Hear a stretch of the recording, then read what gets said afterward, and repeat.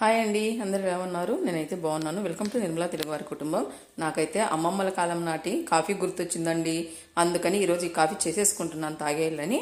అప్పుడైతే అమ్మమ్మ కాఫీ పెడితే బరువులు పాలిచ్చేటువంటి బాగా కాగబెట్టేది స్టవ్ పొయ్యి మీద. అప్పుడు స్టవ్లు కూడా లేవండి, గ్యాసులు లేవు. పొయ్యిల మీద బాగా కాగబెట్టేది మీగడ కట్టేంత వరకు.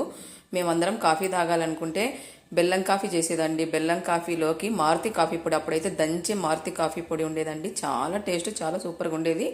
ఆ విధంగా మారుతి కాఫీ పొడి వేసి బెల్లం వేసి అవి తిరగొట్టేసి బొరుగులు ఉంటాయి కదండి, మనం ఉగ్గాని చేసుకునే బొరుగులు వేసుకొని తాగితే నా సామిరంగా సూపర్ అండి. ఆ రోజు మళ్ళీ గుర్తొచ్చి, కాకపోతే మారుతి కాఫీ పొడి లేకపోయినా నేను బ్రూ కాఫీ పొడితో ఈ విధంగా కాఫీ పెట్టుకునేసి బెల్లం కాఫీ బొరుగులు వేసుకొని తాగేస్తున్నానండి. నాకు అమ్మమ్మ గుర్తొచ్చేసిందండి. కాఫీ పెట్టుకుంటుంటే నాకు అప్పుడప్పుడు ఇది ఒక ఆలోచన అనమాట. ఈవినింగ్ టైంలో ఎప్పుడైనా ఒకసారి ఈ విధంగా కాఫీ పెట్టుకొని తాగుతానండి. నాకు చాలా ఇష్టము.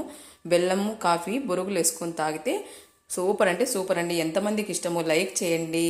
లైక్ చేసి కింద కామెంట్ పెట్టండి. నాకైతే ఆ కాఫీ అంటే చాలా ఇష్టం అండి.